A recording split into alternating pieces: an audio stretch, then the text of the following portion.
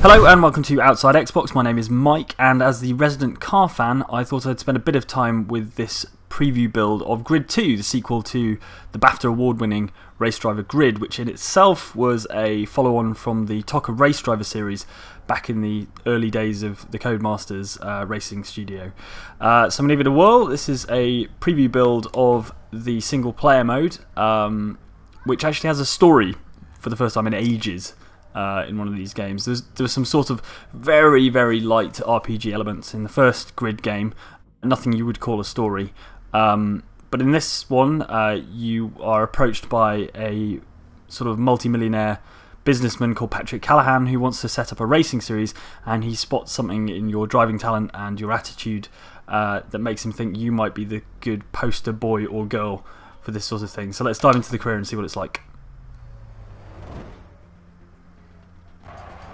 Alright, so this is the first race, a sort of prologue.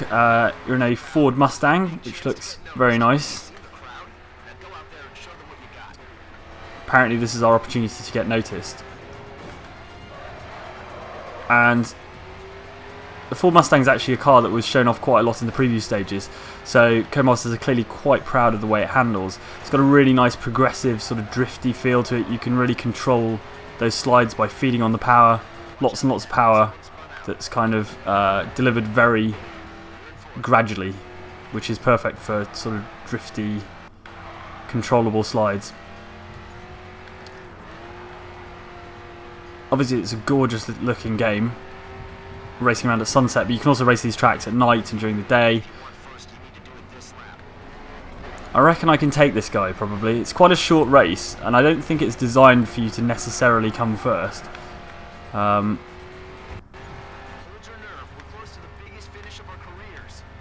I've got to hold my nerve apparently. Oh, so close. That was amazing. The buzz here is incredible, man. I couldn't keep track of the amount of camera phones focused on you. That performance is going to get us noticed. Just you wait and see. Okay, so this is the Pacific Coast race, which is a point-to-point race, which means instead of looping back round to the start-finish line for a number of laps, you just go straight for the finish, and it's one long route. Kind of like a rally course, but on road. So if you've ever been to California, driven Highway 1, this looks very, very similar to that. Again, beautiful lighting, and unlike Chicago's 90-degree corners and close walls and things, this is much more sweeping, high-speed corners. So even though we're in the same car, we're getting a real taste for the variety. Obviously you've also got the ever-present threat of flying off a cliff into the sea, which you don't have to worry about in Chicago, at least not to our knowledge.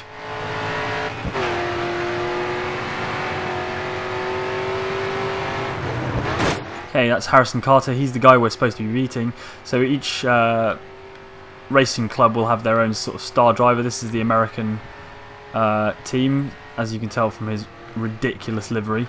And I guess in order to impress him, we'll have to beat him on track.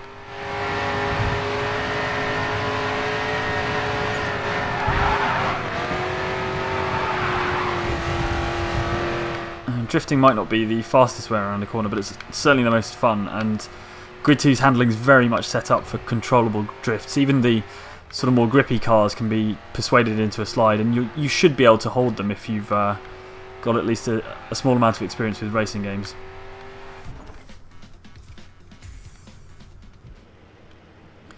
Okay, so there's quite a limited grid in this race.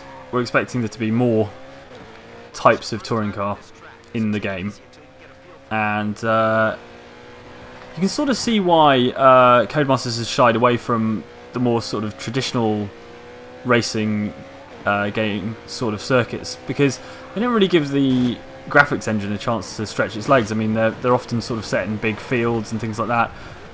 Nowhere near as exciting as a sort of street circuit. So certainly for the kind of more mainstream fans, that stuff's more visually spectacular. You'll notice that the AI is quite aggressive. They're also fallible, so if you come up to overtake someone, they might fluff the corner. It's prison rules out here. So yeah, you'll see them make mistakes, go for overtakes that aren't there, make contact.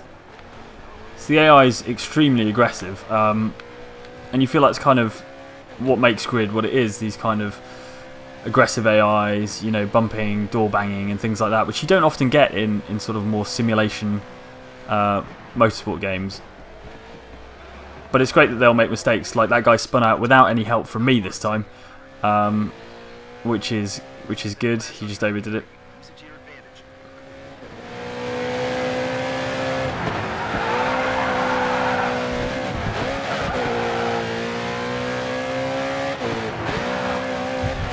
So even though this is a grippy sort of racing car, I can still sort of throw it into a slide and control it reasonably easily.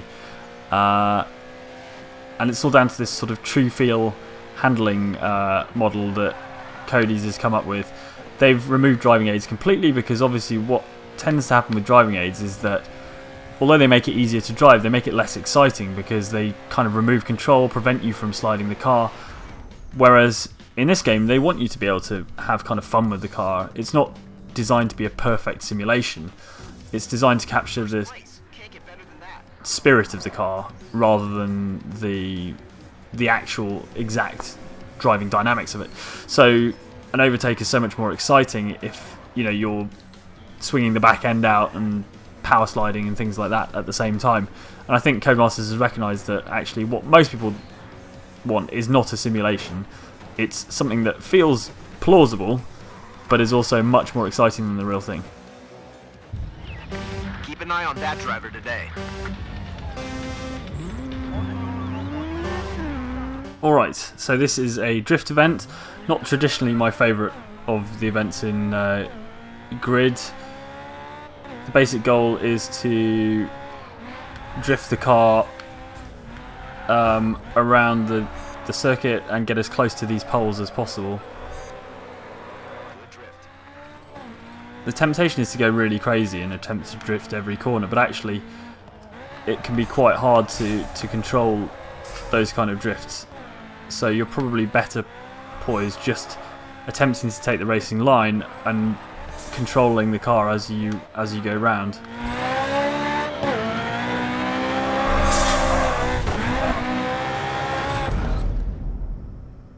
So there you go. Scintillating performance, I think you'll agree. Alright, so this is a live routes event. As you can see, the minimap has been switched for a couple of arrows to signify the fact that this track is being remixed as we drive around it. This is a feature that's completely new to Grid 2 and completely novel and unique in terms of racing games. I'm not entirely convinced by it. Just as a sort of fairly hardcore racing fan, I'm used to being able to learn the circuits, improve on every corner, and improve lap by lap and drop my lap times, and obviously Live Routes throws all of that out of the window and then moves the window so you don't even know where the window was anymore. So as you can see, we're heading around the waterfront sort of to the left. The guy's just had a massive accident in front of me and I'm going to help him get back up to speed.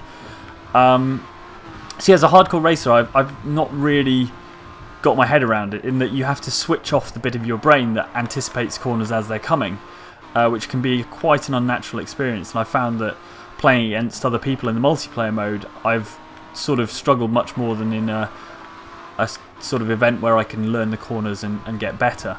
Obviously, kind of newcomers to racing games might have a better time of it, because whereas I would have an advantage by learning the circuit, it's as easy to be caught out as a new driver in this event. It's worth mentioning that this is the Dubai circuit, which looks absolutely stunning. It's probably one of the better looking city tracks in the game, although it's not a sort of nighttime race with loads of lights everywhere. It's got that real sort of sandblasted look to it, and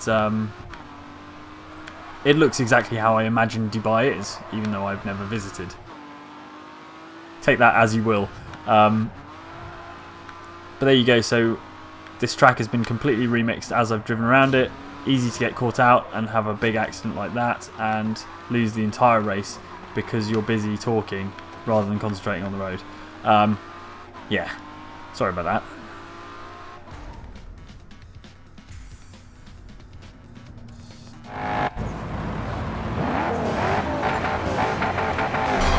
Alright, this is the final of the events in this build of the game that Codemasters has provided to us, and it's the frankly terrifying prospect of whistling around the narrow streets of Paris in one of the most powerful cars in the world, the Bugatti Veyron. Obviously the other cars in the race are equally exclusive. You've got the McLaren MP412C, you've got a Pagani Huayra in there, and that's a huge accident that's just happened there. So there's some very expensive metal being shredded around here. This is very much the kind of traditional track that you'd expect from a grid game, kind of. I think I've suffered a tyre blowout actually. Something desperately wrong. There we go. So that's impressive. I'm running around on the rim of my wheel here, which is causing the car to handle quite strangely. But let's see how far we can get with that handling impediment. Well, it certainly makes it less terrifying only being able to go at, 100 or so miles an hour. My engine's completely shot as well. Oh, that's both front tyres. Well, at least that's balanced the handling out, hasn't it? Jeez. Okay, it's turned into a toboggan now. And there we go. Might have another go at that one, actually. I feel like I could probably improve on that time. So yes, Elimination Race. So what that means is a timer counts down and the last player is eliminated every 20 seconds or so. Wow, someone's properly rolled it there. That's terrifying. So these are extremely quick, sort of 200-mile-an-hour plus cars. Bugatti Veyron has like 4 turbos, as if one wasn't enough. And this track has sort of split routes as well, which will catch you out if you're unwary. It'll be interesting to see how some of the other circuits that haven't been revealed will look. There's a couple of weird additions, including there are Indy Cars in there, which is a sort of American circuit and oval racing series, which is not sort of hugely popular, certainly not as popular as it used to be. But it's great to see those cars in there as something different to drive, and pretty much dedicated racing cars, of which there aren't that many in the game. Most cars in the game are sort of highly spec'd road versions with sort of extra modifications and things. There are GT3 cars in the game, which you aren't seeing in this build, but they're sort of great fun as well, but better suited to circuits like the Yas Marina circuit, which comes in from Formula 1, and the new Algarve circuit in Portugal, which is also in the game. Brands Hatch is in there, which is a traditional sort of British motorsport venue. Obviously the Red Bull Ring, as we've seen. So there's an interesting mix of venues to visit. But I think the headline stuff's going to be these street races, just because they look so beautiful. So it'll be really interesting to see how the story develops, actually. This is only a very small taster of the career mode, but we have our suspicions about Patrick Callahan and about what's going to happen as the WSR brand grows, and whether there'll be a power struggle between you, his sort of top driver, and him, the guy with all the money. So there's quite a lot of potential there. Storytelling's not traditionally been done very well in racing games. Codemasters had a few pops with the TOCA Race Driver series, which sort of is the predecessor to this series, but it was all quite sort of hammy, like soap opera stuff. So there you have it. That's all the events in this preview version of Grid 2, which has been provided to us by Codemasters, which is why it's a sort of more limited take on the career mode. The game's out May 31st, so not long to wait now, and it's looking pretty good fun. We didn't realise how much we'd missed the kind of grid brand of anarchic racing until we started playing Grid 2 again, so that's really good to see that coming back, and we're really interested to see how this story mode might pan out.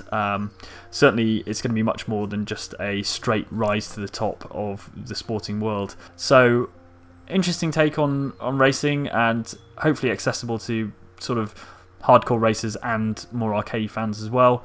But I guess we'll find out on May 31st. Alright, so if you enjoyed this, please like and subscribe, and we'll see you next time on Outside Xbox.